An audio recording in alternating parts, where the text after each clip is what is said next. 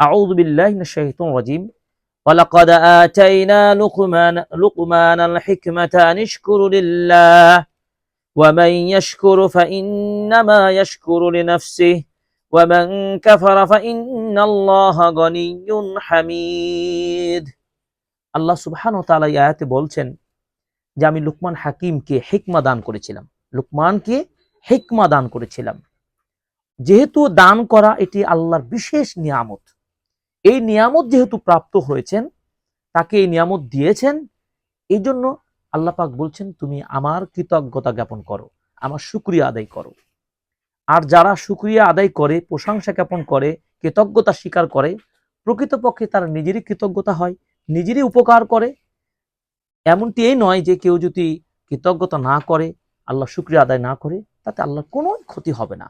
কারণ তারা আয়াতে আল্লাহ বলছেন যে ফাইন্নাল্লাহা গনিয়্যুন হামিদ। গনিয়্যুন মানে তিনি ধনী, তিনি কারো নিকট পাওয়ার আশায় থাকেন না, কে তার প্রশংসা করলো কে করলো না এই আশায় থাকেন না, এবং তিনি নিজেই প্রশংসিত।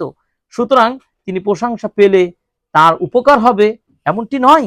একটি হাদিস আসবে, হাদিসটা আমরা আগেই উল্লেখ করতে পারি প্রসঙ্গত, যে রাসূল সাল্লাল্লাহু আলাইহি ওয়াসাল্লাম একটি হাদিসে বলছেন ইয়া ইবাদি লাউ আন্না আউওয়ালাকুম ওয়া আখিরাকুম ওয়া ইনসাকুম ওয়া জিন্নাকুম কানু আলা আতকা কলবি রাজুলিন ওয়াহিদিন মিনকুম। হে আমার বান্দাগণ, পৃথিবীর আদি এবং অন্ত, জিন এবং ইনসান সকলে যদি ঐক্যবদ্ধ হয়ে একত্রিত হয়ে একজন সৎ, নির্ভরযোগ্য, আদর্শবান, পরহেজগার ব্যক্তির মতো হয়ে যায় সবাই, পৃথিবীর সকল মানুষ এবং ইনসান এবং জিন, আদি এবং অন্ত, শুরু এবং শেষ পর্যন্ত যত মানুষ আছে, জিন রয়েছে, সবাই যদি একজন সৎ ব্যক্তির মতো হয়ে যায়,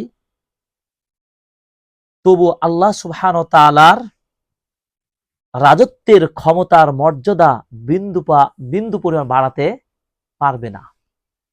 আবার পৃথিবীর আদিতে অন্ত পর্যন্ত সব মানুষ, জিন, ইনসান যদি একজন পাপাচারী ব্যক্তির মতো সবাই পাপাচারী হয়ে যায়, সব ধরনের পাপের কাজ করে, তবু আল্লাহর মুলকিয়াতের, তার ক্ষমতার, ইজ্জত সম্মানের সামান্য পরিমাণ কমাতেও পারবে না।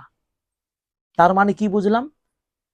যে আমরা যদি আল্লাহর কৃতজ্ঞতা আদায় না করি, তাহলে আল্লাহর কোনো ক্ষতি হবে না, এবং বরঞ্চ আল্লাহ তাআলা বলছেন যদি আমরা আল্লাহর কৃতজ্ঞতা আদায় করি তার নিয়ামত পেয়ে, তাহলে আমাদেরই লাভ, আল্লাহ আরো বাড়িয়ে দিবেন।